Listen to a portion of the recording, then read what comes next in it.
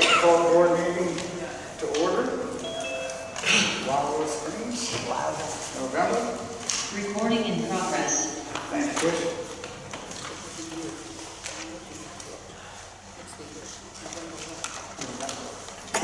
It's 2025, is that good? 2024 for the recording. Sorry, Chris. So you're out. Confirmation of proper notice. That was supposed to be on the 312th day of October. Actually, we stopped at the 31st. Microphones. Yes, everything is posted according to statutory requirements. Roll call. Cookie Finch. Here. Danny DiStefano. Here. I'm here. Shannon. Here. Steve. Here. Dick Picola. Here. Danny Palmer. Here. Karen Baker. Here. Monica Heigl. No. Mark Howard. Here. Tam Alborn. Here. Tiffany Conklin. Here. Barbara Carey. Here. Gus Miller. Here. And John West. Here. We have a quorum. Thank you. I just have a few comments before we get started. First of all, I'd like to welcome everybody, especially our northern Windsor residents. I see quite a few of them. Needless to say, we had a little bit of an active hurricane season here. We're very fortunate that our landscaping guys have done a heck of a job, and they're still working on it, as everybody knows. But, they really stepped up when it happened. A couple of them were in the very next day. Thursday morning, we were clearing some of the roads, and then Friday, the entire crew was in, and Saturday. And within, I think, a week, we had all 7 pools up and running once we got power back. But the guys really did step up. And everybody remembers that when we started donating our Christmas bonuses for that. We're pretty fortunate, a couple other things. Brown's Tree Service stepped up. They were here, and we're going to be here on that first Saturday. They ended up coming on Monday and got all the big trees off the buildings within that week. So that helped us a lot. And we're very fortunate that FEMA's been coming in and taking out loads. We don't have any clue why. They've never come on private property before, but they've probably taken out, I would say, 30 plus loads, maybe more. And our best contractor is $300 a load to the dump. So we're just sitting back and letting them come on and not saying a word. Very fortunate. Let's see.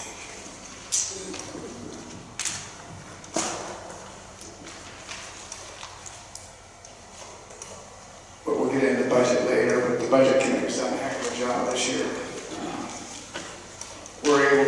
We're probably going to lay out, I'm sure, $200,000 on hurricane losses, damages, and believe it or not, we're not going to assess. We're not going to raise our maintenance fees. We're going to be able to press right on through with our dues at the same as they've been the last 2 quarters. It's phenomenal the way, not only John, but the board, the budget committee, how we're handling the finances of this association is amazing. Some of you probably know Wildewood too. One of the villages over there has got an $8,000 assessment for damages per unit due before January 1st.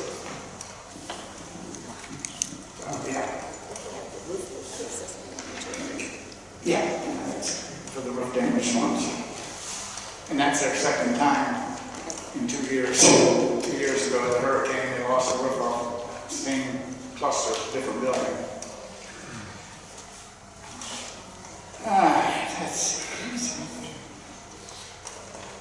amazingly, our insurance rep just the other day, John and I were talking to him, and he just said that he doesn't expect our insurance to go wild this year, which very nice to hear.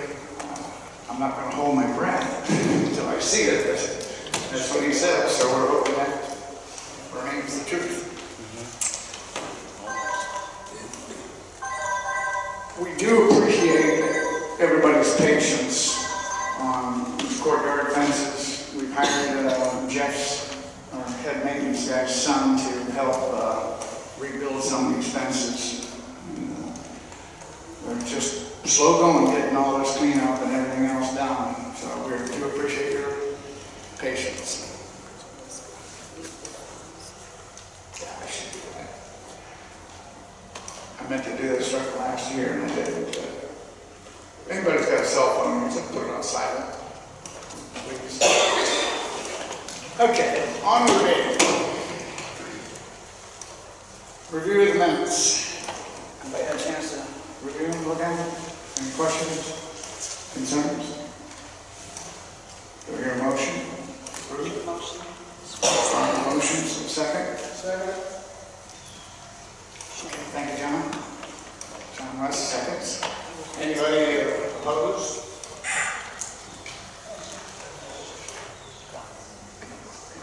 Everybody online? All right, then the minutes are approved.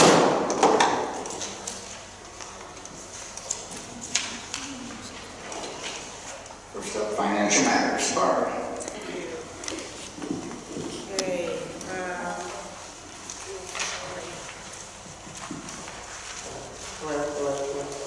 You're on. Okay, thank you. Okay. Some of this will be repetitive for those who attend meetings regularly. For income, we are ahead of the game by $3,000, and that's due to the receipt of the cable signing bonus that we received when we negotiated our cable contract.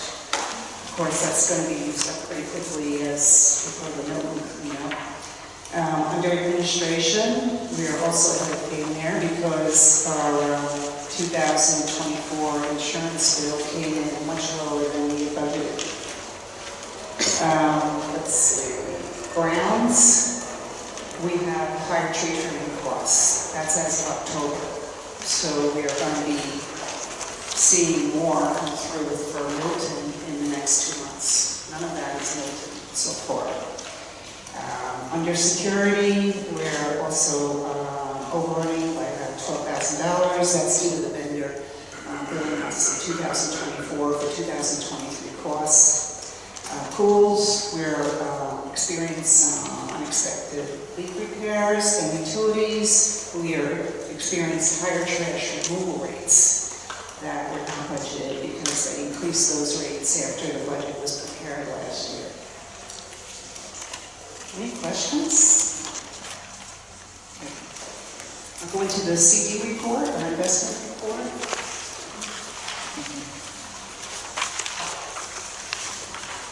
Well, as of the end of October, we have $1.5 million of reserve funds invested, and we expect to, again, next year, we're going to be earning at least $70,000 this year on those investments. And even for next year, because a lot of these, as they were maturing throughout the year, we were able to still get in the 5% range interest rates for next year. These are all generally one-year CDs, so we hope to earn at least $70,000 in interest next year as well. Net of tax, that's probably about $16,000. So, under operating, while we are collecting the insurance funds in your quarterly payments towards next March's insurance bill, we've taken some of that money and put it in CDs. The most recent CD we took out, Goldman Sachs, that was for the cable signing bonus, $125,000, which we have since liquidated to pay for the tree breakup, Brown Tree Service. That was just for the front of the condos, and I'm sure John will get into more of that later. We expect more bills coming in November and December, of course. Okay, any questions? Okay, thanks, Steve. All right. Accounts receivable. Yes, thank you. Good afternoon, everybody. The accounts receivable are pretty average at this time of year. We have present units that owe more, but less than a quarter of 7. One quarter, units go 1/4 of 28. Units go 2/4 of 5, and one is currently being foreclosed upon, and that's unit 762, which has gone down this road now for the 3rd time. In addition, units 311, 103, 325, 593, and 422 have been sent to the attorney. They're the ones that owe 2/4 or more for collection. So I anticipate that everything will get cleaned up pretty quickly. That 1/4 number is higher than usual, isn't it?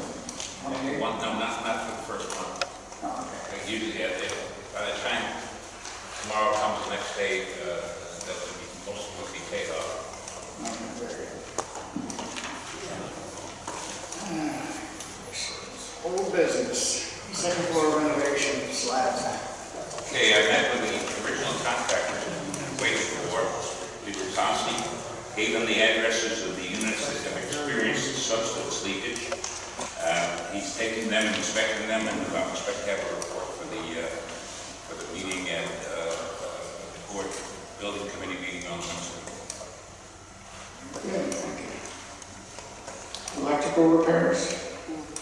Unit 137 has had a temporary ground strap installed, and we are waiting at P&L to give us a date so we can replace it. Will be our responsibility. P&L has also installed a temporary ground strap at 737 Oak Drive, and we're also awaiting a date for that. That will be our responsibility. I know that I've got a couple of calls regarding having it repaired. Of course, this goes in the budget, but as long as we're talking about ground strap repairs, the price runs anywhere from $2,500 to $5,500 depending upon the length and what goes on. And in this year, we've established a reserve to start anticipating these as the years go on, and it's usually the line just wears out after all these years. And secondarily, there's money in the operating budget, so we are prepared for anything that we anticipate this year for that.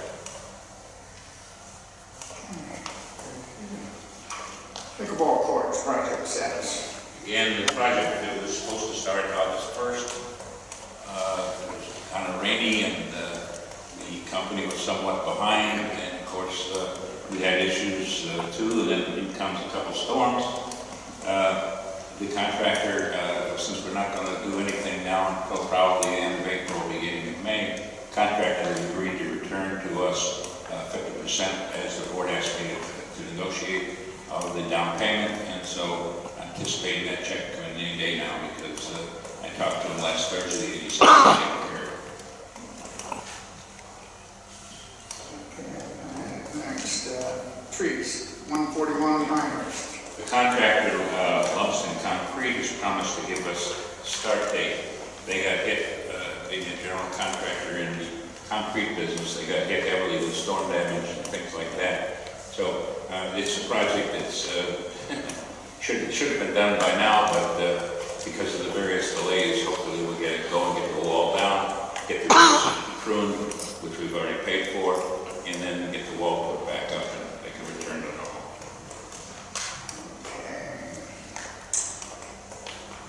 Drainage issue at the lake. Again, as you know, there's been flooding in the palm tree area, especially into the first section there where they into both the cluster, there are 2 clusters within Palm Creek that goes into the not only the walkways but into the carports, and that's backed up because the lake just to the south of the sports courts doesn't seem to drain, and so and those of you who've been listening to the meetings or watching them in your absence knows that we've been finally let a contractor clean the pipes that have never been cleaned. We unearthed a portion of the pipes before we found out what needed to be done, and found out that the pipes that run from the lake almost all the way down to Pool 5, which is, what, Steve, 400 yards or so, at least that length of time, or length of space, are solid clogged. And so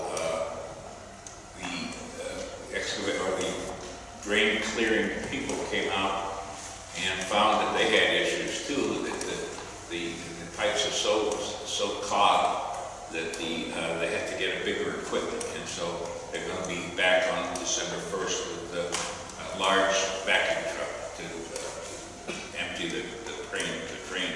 But in the meantime, we had our employees there excavating the area that goes from the lake to the very first sewer catch basin, and couldn't find the end of the pipe. It was quite an interesting situation, to say the least. Finally, we found when our guys, who was our crew, built a little dam around that corner of the lake, they were able to excavate. And one of the reasons there's no drainage is that the drainage pipe is below the lake bed. So what's happened over the years, the lake bed has built up with muck and mire and runoff and everything else, and the pipe was at least 2.5 feet below where the lake bottom is. So that obviously stops all drainage.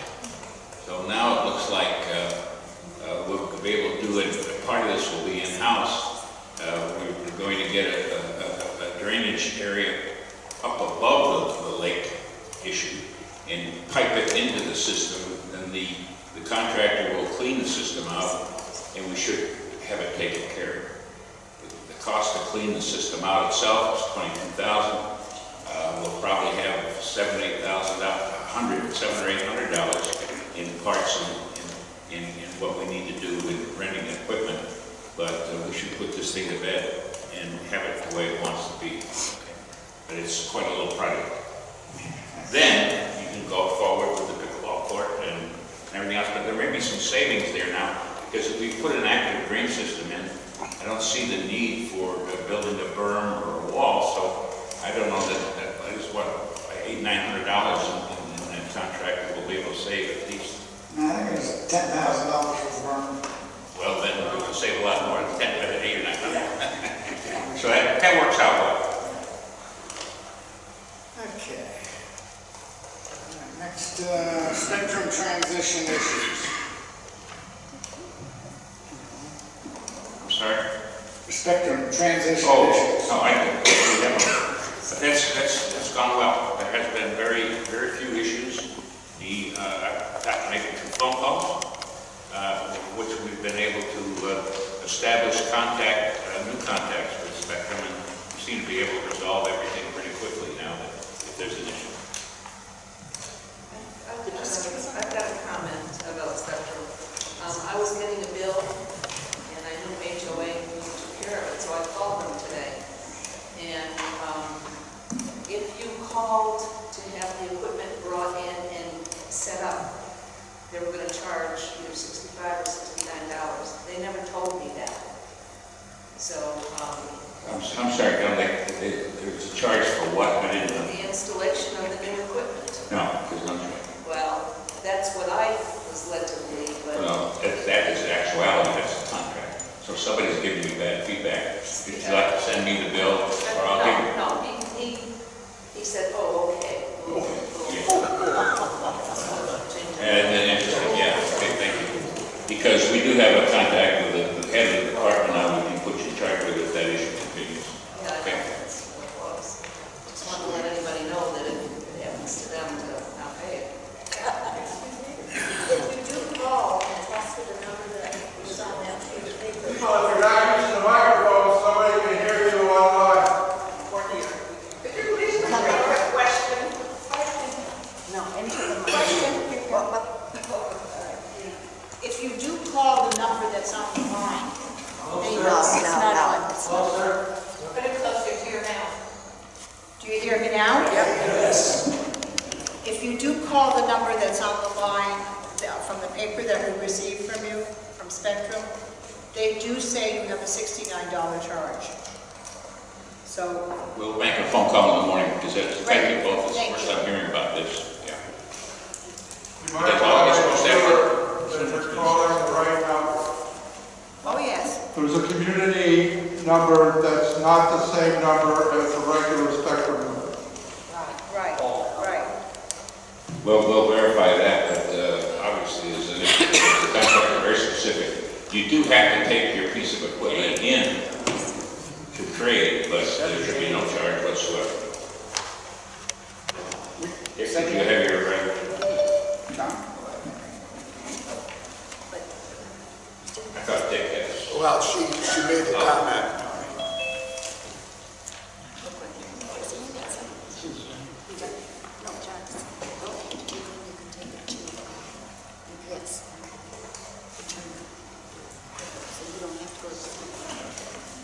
Can you use the mic? If you're changing your equipment, you don't need to take it back to Spectrum. If they mail it to you, you can take it to WWS and they will send it back. But get a receipt. I was told by the technician, make sure you get a receipt. I'm sorry, you think we missed 7A? Yeah. Yeah. John addressed it. The second floor slabs, you want to reiterate somebody missed? No, we did that first. Okay, sure. We met with the contractor, he did the original work that caused the issues. He's been given addresses, he's doing an inspection, and we should have a report for the building committee come Wednesday.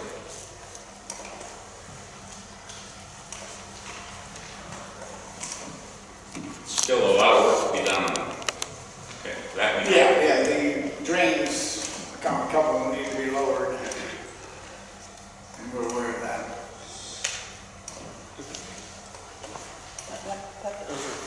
Ask questions this time? You want a question? Help yourself. Jump Is it on? in. Okay. John, the inspections that they're doing, are one of the possibilities that we're going to be given options for the color that they put on the slab? Yes. As a matter of fact, owners, once we're finished and put the proper sealant down, you have the right to put a different color on it if you so desire. It's amazing how much people agree with you, Mark. So will there be options at the office and we need to get Now, through the protocol? Since you're the one seeing it, we need notification of what you're doing, and then I can approve it. But you can no longer do tiling. Well, I think we're going to talk about that again at the building committee meeting, because as Steve said, one of the issues that came up that was unanticipated is when you take the tile or the other surfaces out, poly pebble or whatever, now the scupper drains are too high. And so versus maybe going in there and excavating the scupper and dropping it and doing other things, if an owner wishes to put a top, like I said, it's an issue we're going to talk about it at the building committee meeting. So wait till after Wednesday with additional Wednesday, questions. okay. Okay, thank you. I'm going to try to work with everybody. It's basically a space that you as the owner see and your guests, obviously. Believe it or not, that color was the best of the four that the contractor offered us. No. Yeah.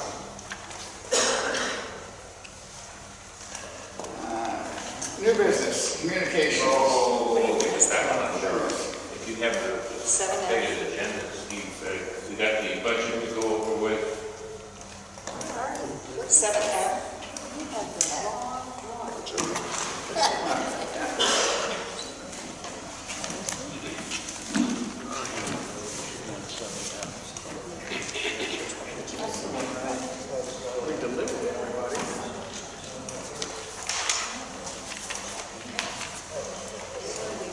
We're kind of down to that.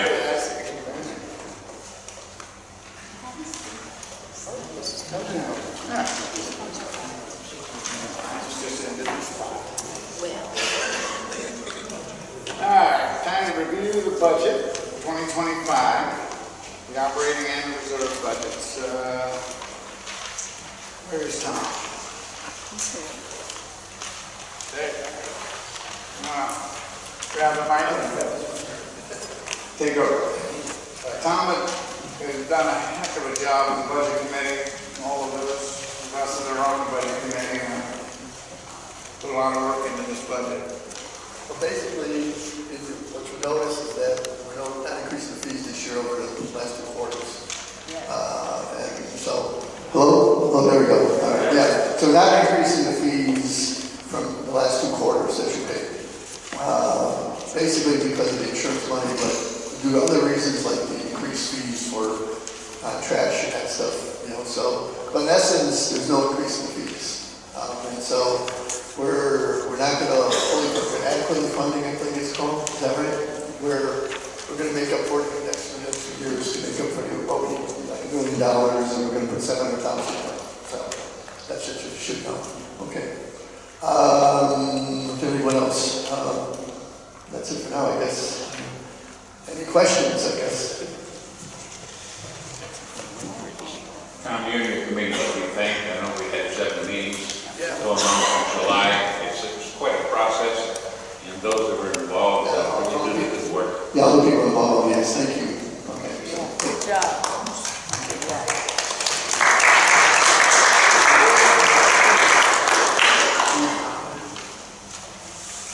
Who's on the committee? Right. Somebody wants to know anyway. Okay, let's see, Nancy Davis, Nancy Baker. Nancy Baker, Sorry. and Susan Wolf, Roger back there, and then a bunch of officers like Barbara, Steve, John, Mark, there we go, I forgot, yeah, I knew there was one other one, okay. But, And our treasurer. Barbara. Yeah. Yeah, so anyway, like I said, they did a great job, and yeah, we're working well together, that's all I can say is thank you right then, so, okay? Big hand, people. Go job well.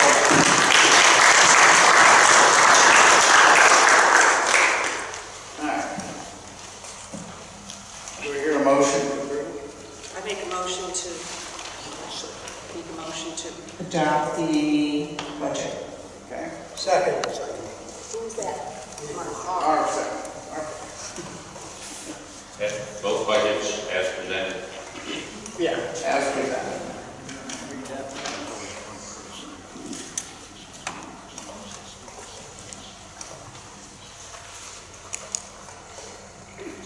I would do a roll call just for I'm going to. We're going.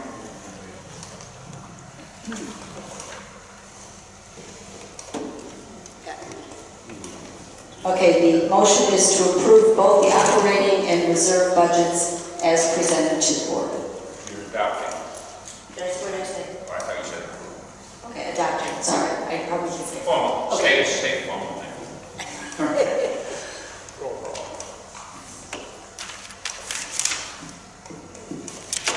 Cookie Finch. Dan DiStefano. I say yes. Shannon. Steve. Yes. Dick Picola. Yes. Danny Palmer. Yes. Karen Baker. Yes. Monica's not here. Mark Howard. Yes. Oh, she is Monica. She on Zoom?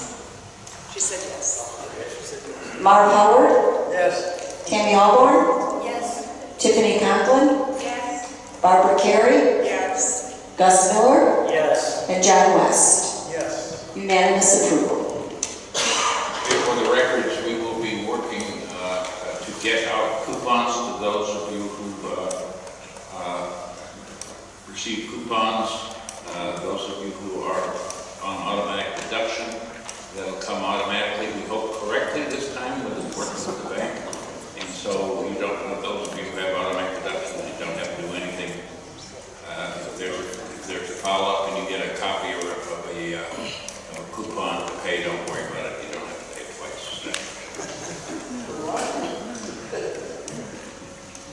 Okay.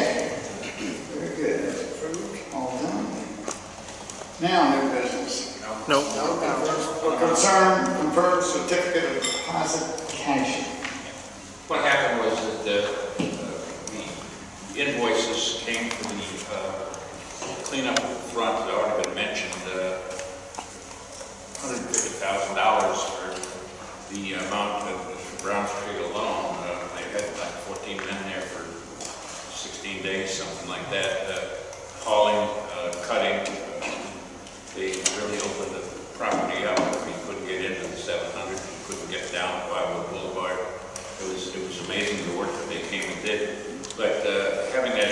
events that 2 weeks before we didn't anticipate. The monies that were received from the signing bonus with Spectrum and the $125,000, rightfully so, Barbara suggested to buy a CD, and so that tied up a considerable amount of funds.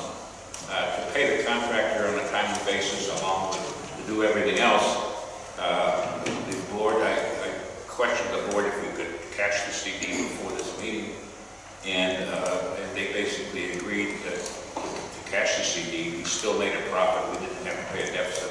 I think he said about $590, where we didn't lose any money by cashing it early. I think it was a little over $600. Yes. Maybe.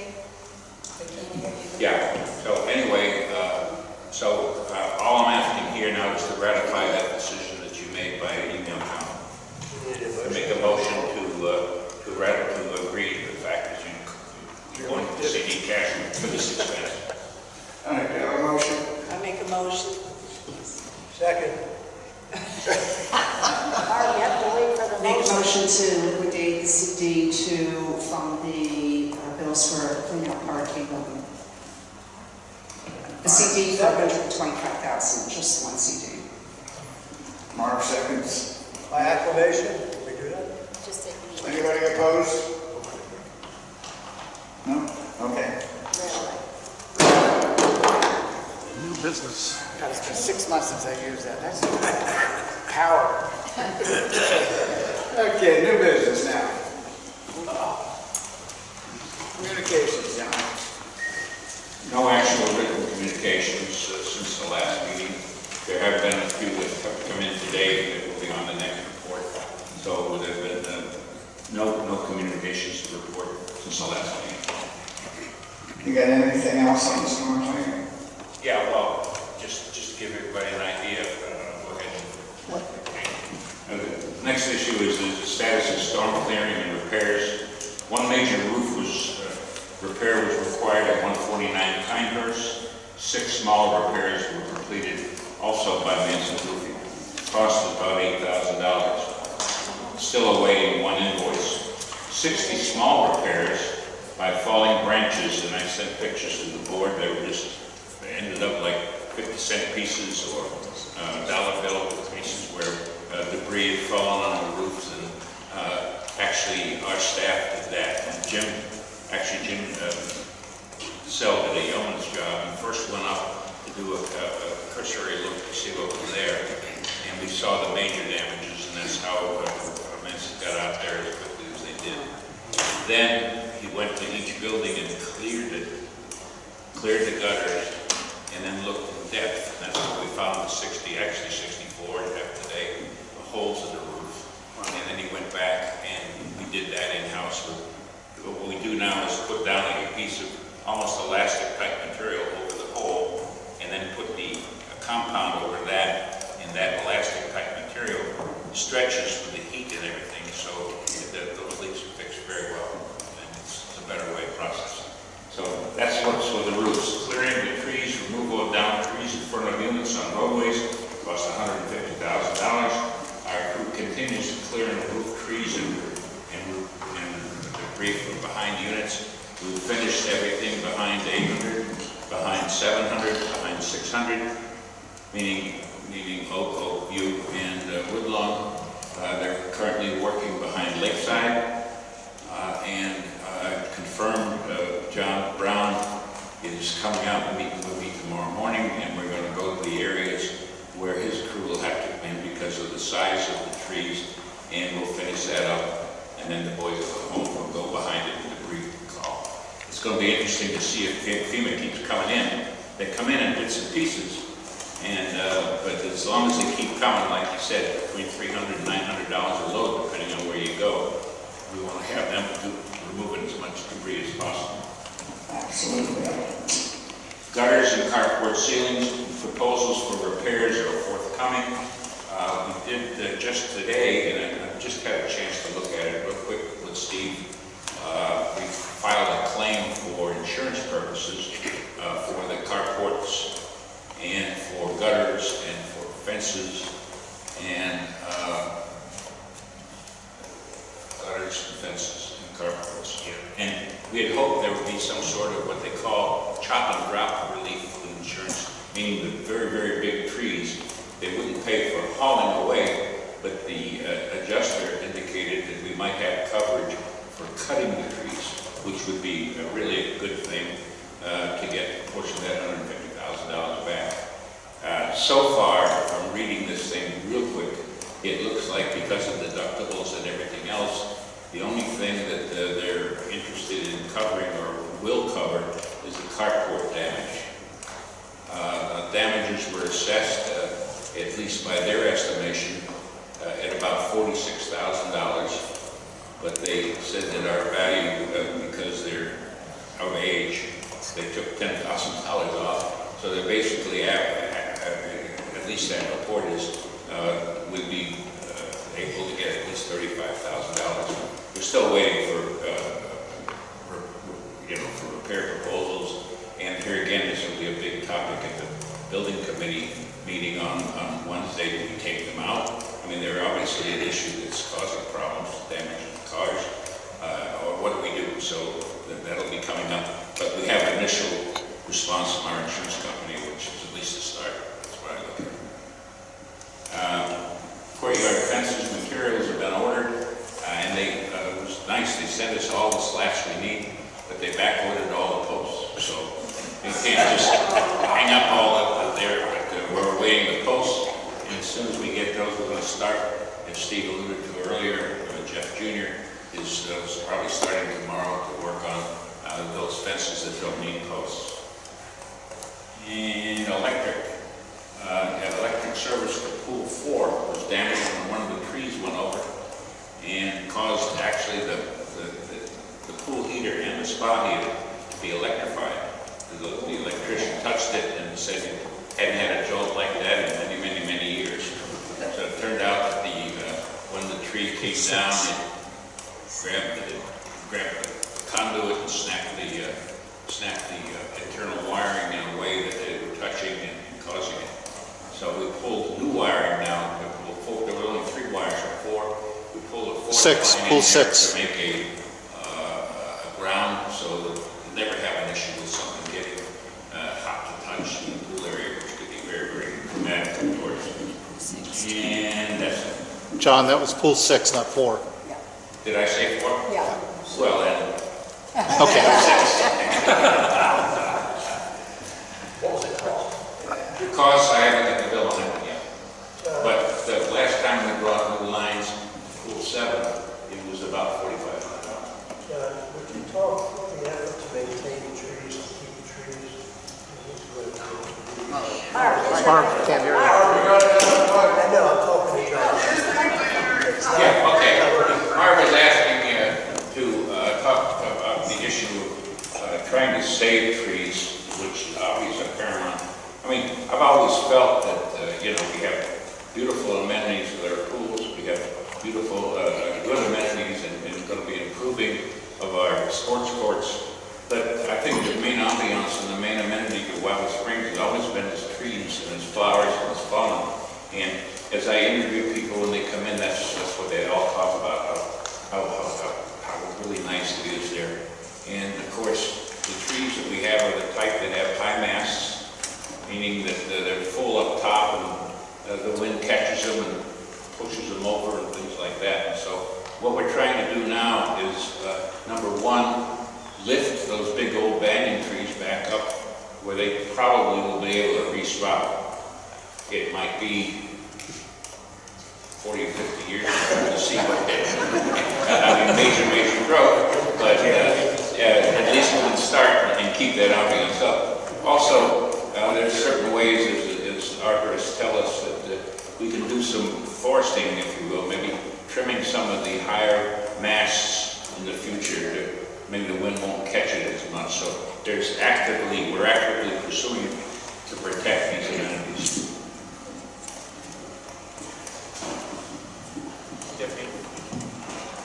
I just want to add, from the landscape committee's perspective, that thankfully we won't have to wait 40 or 50 years for those banyans to resprout. They should start resprouting within the year, and within 5 to 10 years, you should see a large amount of canopy growth. Those are Cuban laurel trees, and they're very vigorous growers.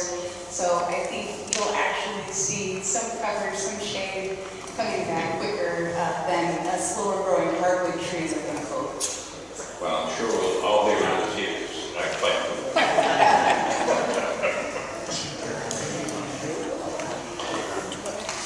Okay, you want to address the banners and signs? Yes. Controversy came up during the political season where some owners decided to display political flags. It's always been thought of that we try to keep political signs off the property.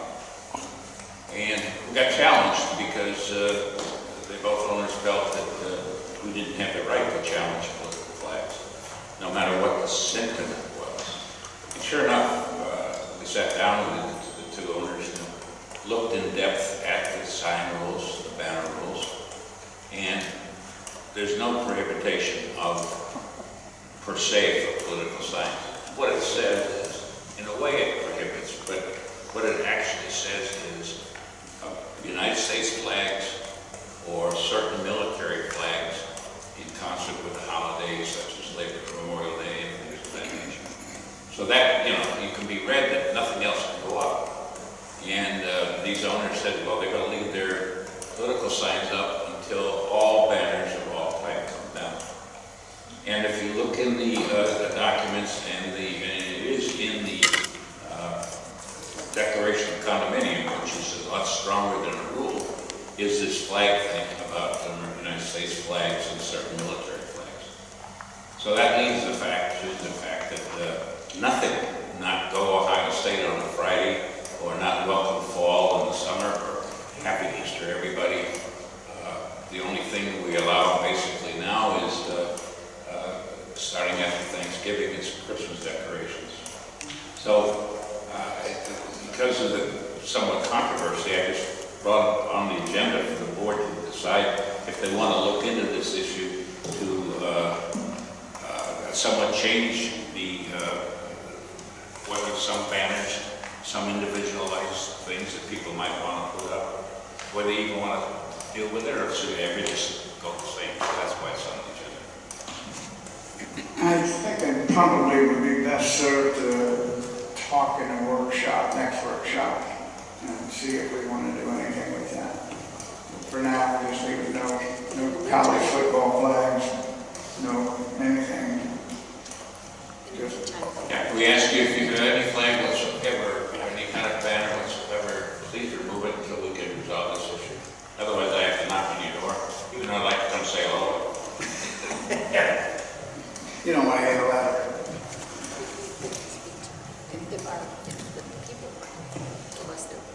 Oh yeah, if you want to put your 2 cents in, you can either come to the workshop or talk to your board member in your cluster. So, and give us your thoughts.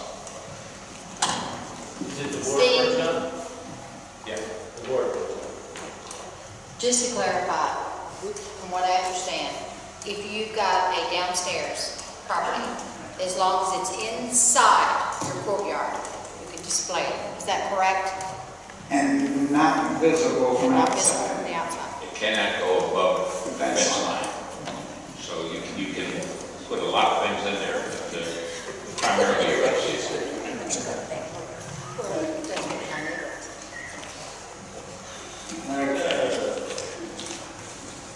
During the power outage, we had a lot of people who have generators, and we had some complaints that have validity, where there was a couple of people who ran their generators all night long.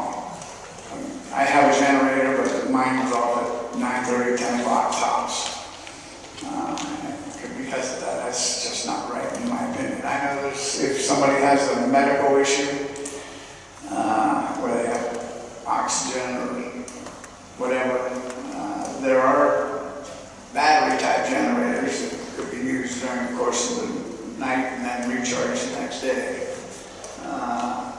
I think that will probably be something that we'll talk about in the workshop next month. Maybe put a curfew on generators from 10 to 10 to 7 or 10 to 6. Because everybody's got their windows open, and then, you know, your next door neighbor's got a generator just blasting, and you've got your windows open trying to keep yourself cooled off, because there's no air conditioning. So I think the board will talk about that next workshop. I did receive, actually, one phone call and one email from owners that have issues with oxygen and sleep apps, and things like that. They certainly understand the noise requirement, but they'll want to have some sort of input into the discussion concerning their needs for medical devices to be run. I mean, if they have to have it, they have to have it.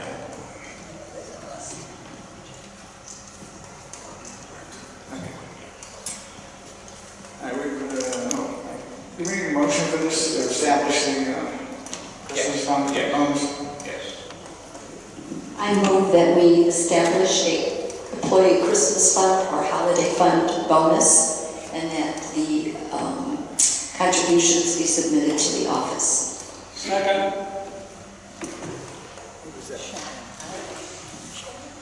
Who was that? Dan. We have a second. Anybody opposed? Okay, so funded.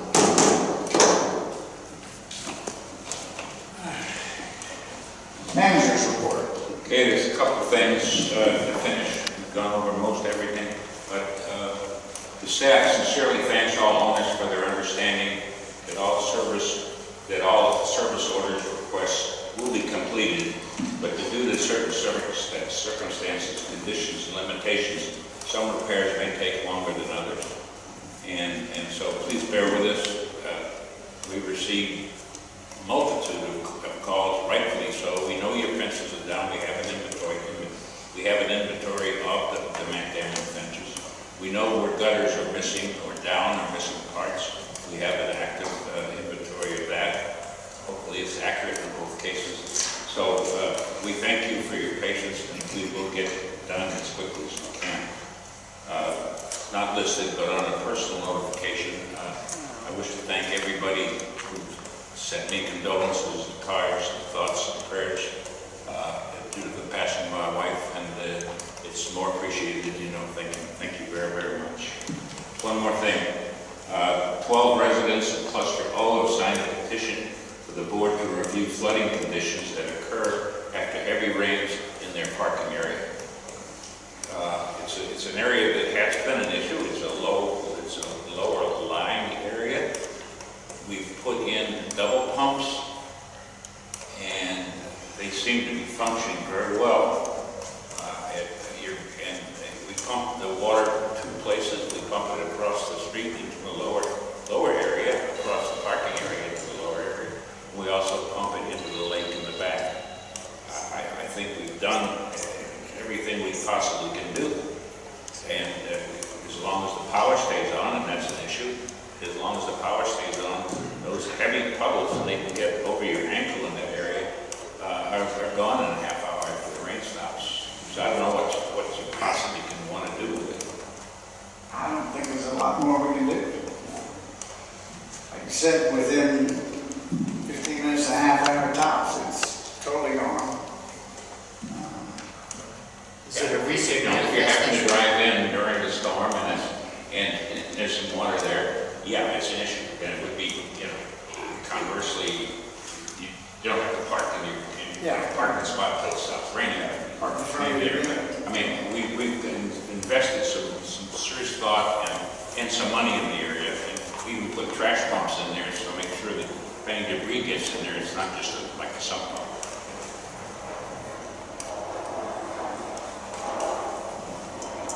So I guess you would want to say we'll look into it further, refer to the grounds committee, bounce it back to you. Well, we can just say we're kind of comfortable with it at the present time. You have to answer it in some way. I don't see a way to make it that much better without, major, money involvement. Anybody else have any thoughts?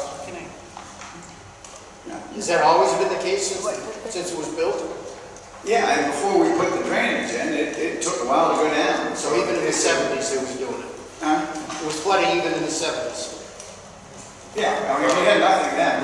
I can speak for 11 years that I've been here, and it has been flooding for 11 years. And that's why we put the pumps in. So we have addressed it. I just want to make a comment. So 14 out of 23 residents did sign that petition there, so, I mean, I might recommend that the building committee monitor it, more heightened monitoring of the flooding, just to confirm how long it's taking to go down during heavy rains, or any rain, really. I mean, that's a lot of people that feel there's a problem there that they're finding a difficult time to live with, so that would be great. We'll make it a point. Is this a result of the lake flooding? It isn't part of that lake flood? Just rain. Okay. I mean, as you said, we'll do the best we can, but it's been there for a long time. It's not something that was created by the current administration and or the current situation. So, but I think it should go to the building committee and come back to the proposal for a vote. So you're seconding the motion, John, is that it? Yes. Oh, mine was a little. You're making a motion? I'll make a motion, okay. I make a motion to refer back to the building committee to do more heightened monitoring during rains. And, I mean, it may take a while because now we're getting into dry season, so. I'll make the point to the next time it rains, I'll go plant myself up there and watch. Okay, I will put you on. Wait a minute, I can delegate that to somebody on the building. Well, that's my motion, is that the... Well, Marv lives right down the street next time it rains. Okay.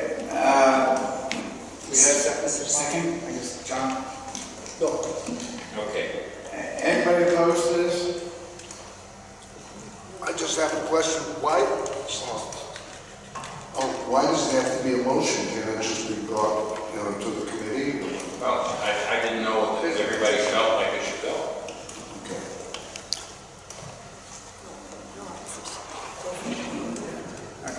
Anybody opposed? Nobody? All right. We'll take a look at it. Report it back. Lastly, the number of service requests received but not all completed, 422 since the last meeting.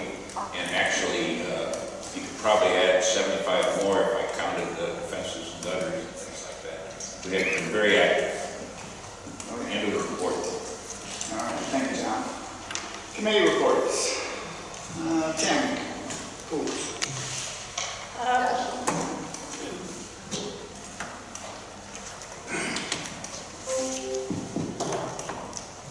John has gone over most of the things that have been occurring with the pools during the hurricane and after the hurricane. What we do have is December 3rd, pool 3 at 10 a.m. will be our next meeting.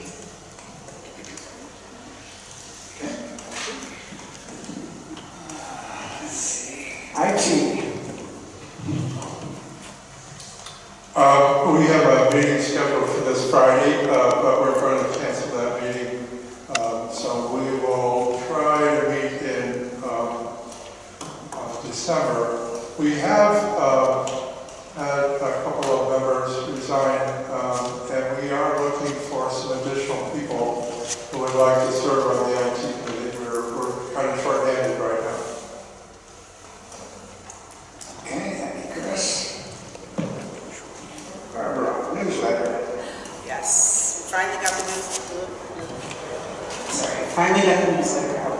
Hope everybody's enjoying it. A little bleak humor in there, which we're getting a little better at. Okay, we collected $570 in ads. It's 20 ads, 7 new ads and 13 returning. And I guess due to Milton, we had 2 previous advertisers say that they weren't going to advertise in this issue, but reach out to them again in the next issue. So that's what we'll do. Again, we're always, so everybody knows where to get the newsletter. There are some printed copies in the office, but if You can use the website, there's a link. Under, you want to bring it up? Okay. Yeah, you can view the PDF format, and they're all clickable links to other places in the website that are useful. Yeah. And if you have any, looking forward to the next newsletter, if you have any suggestions, ideas, complaints, kudos, don't hesitate to email that to wwsnewsletter@yahoo.com. Thank you. Okay. I'd just like to add too that $570 is clearing mostly profit, and the average is minimum of that. I mean, we have to buy special paper for printing, but I'm sure that $5.25 or more just goes into the funds. It's very beneficial. Okay, that was great work. Thank you. Building committee, we have a meeting Wednesday. 10 o'clock. Everybody's welcome to come. Landscaping, John? Landscaping, we've been talking about what's going on in the field. We started cutting the grass finally, so we get around, and I apologize for some of it. Seems like it's knee deep, but the main thing is that we'll have a meeting on the 21st, which is at 10 o'clock at the office, for anybody who wishes to come see us, and we're also on Zoom. I think I missed anybody. Director's comments? Cookie? Yes? No. Mark? Yeah. Can I have it?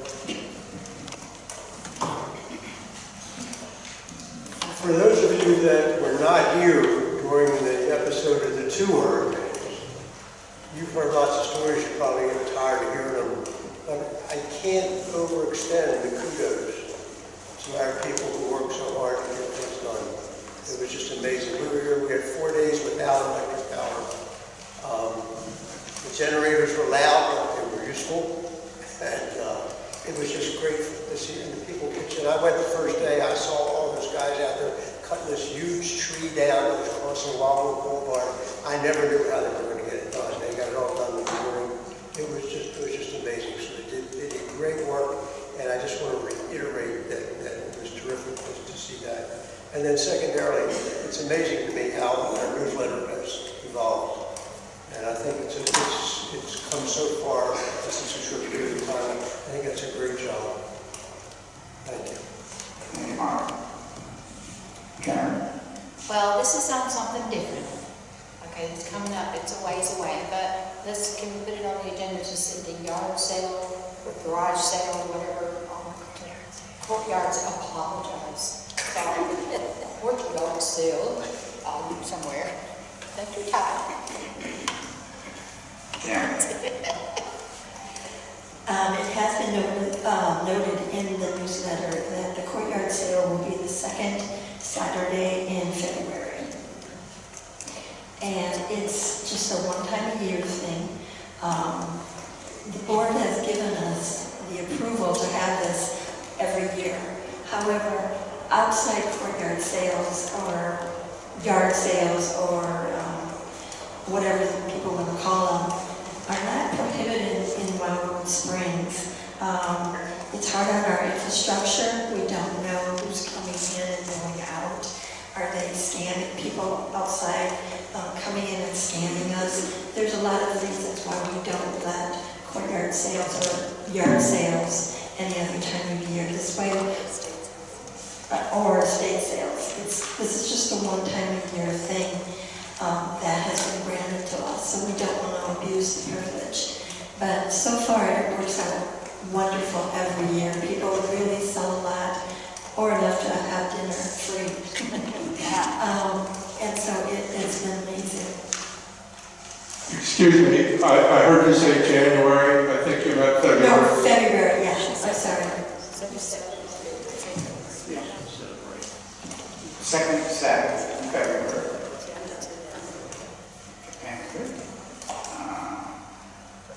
Just one other thing about the hurricane, there was a lot of residents, not a lot, but there were several residents that came out and really helped clean up. I mean, the first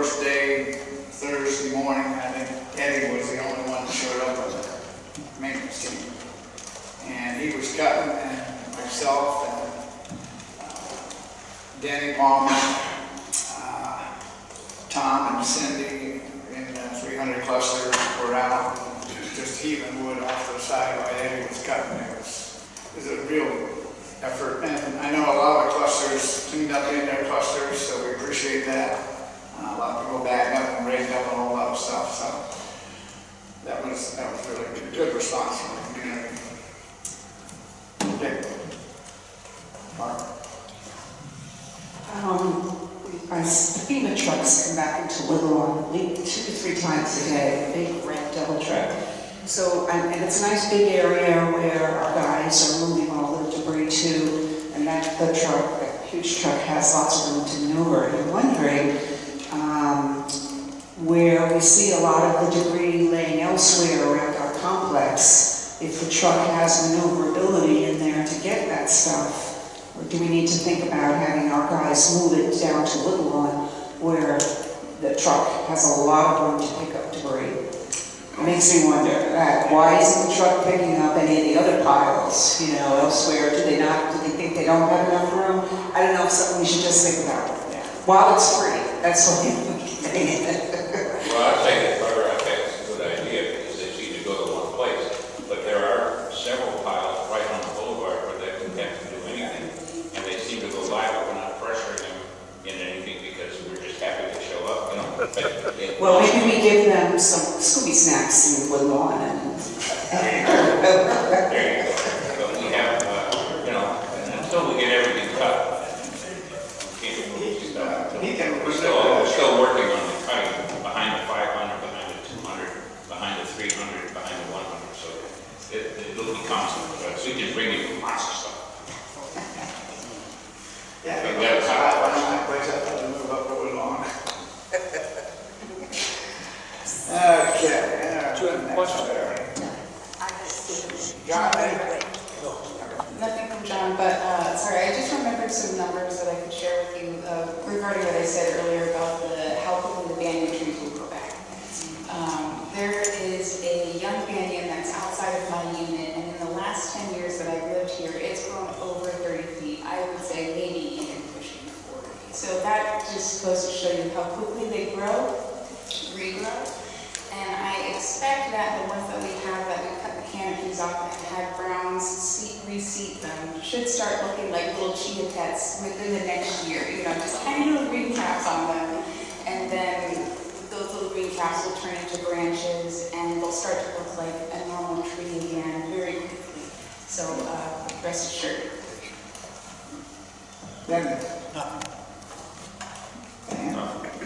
Ken? Nothing. Good. All right. Owner's comments. Monica has her hand up. Oh, I'm sorry, Monica. I had a caribou tree behind my condo come down. It is dead. It's huge. Do I have to send in a service request to have, because it's laying down on my flower beds and killing, obviously, my bushes. Do I have to send in a request to have it cut down, chopped up and removed, or do they go on? Please do, Monica, if you will, so I can go out and inspect it, okay? There's a history of the landscape committee not taking down my tree. I'm sorry, I apologize. Monica, if you would submit a work order so we can take a look at it as a committee. The landscape committee does have a policy of not taking down live trees, but they will investigate it. And if you just send me an email in the morning, I'll have it on the agenda for the Thursday meeting. It's not live, it's dead. It fell over with the roots out. It's a good 20-foot tree. We're not through in the back yet. We're still doing 5, 4, 3, 2, 1. So I'll look at it. I'll look at it. Submit a request. Would that help? Your modulated a little bit or on that from the toilet in here. Yeah, send in you won't have to send in a request. I'll check it out tomorrow on my ground. Okay, thank you. You're welcome. Okay, owner's comments. Please state your name.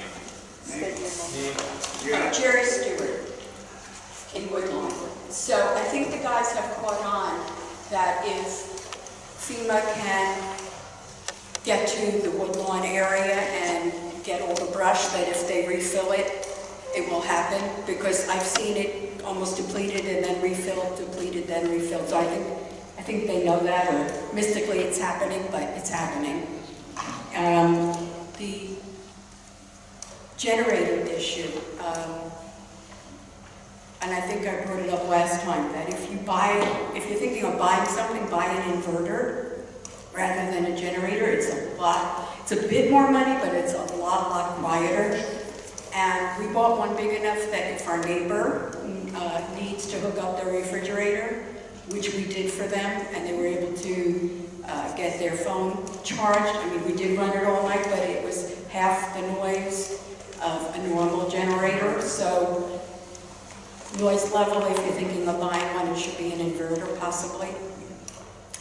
And last thing I had a question about is the banyan at the corner of Oakview and Wildewood Springs. It's still very canted, so if you're saying it's going to grow, is it going to grow canted? Yeah, that one was sort of the worst case scenario. A lot of the others seeded a little bit better, but that one, there was enough roots and damage that it didn't quite seed fully.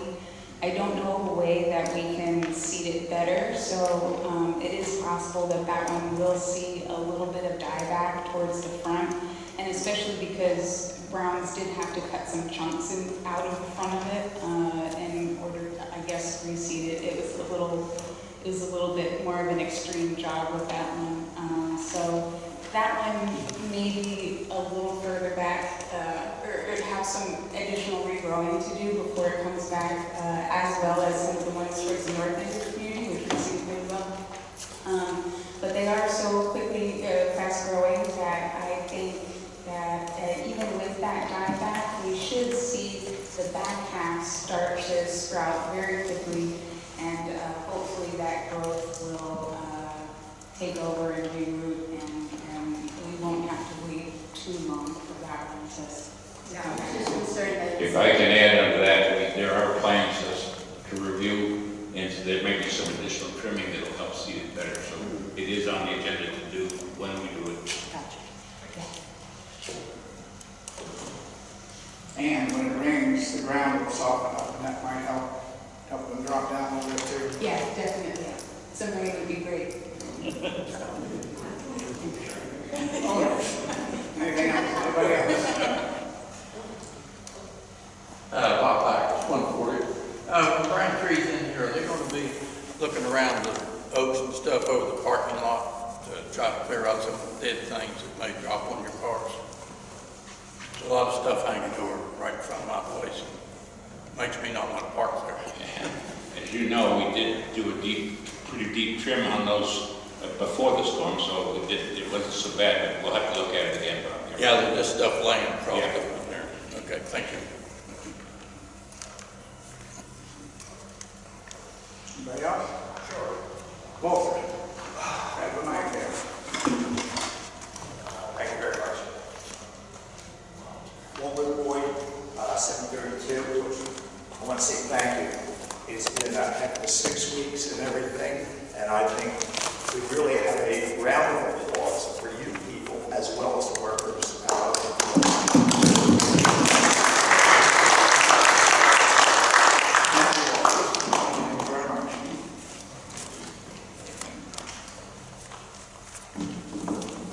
Nobody else? We're all good. Okay, meeting for the dates for next meeting. I'll give you second Saturday, my second Tuesday of the month, which will be The 9th? sounds good, but let me check it. 10?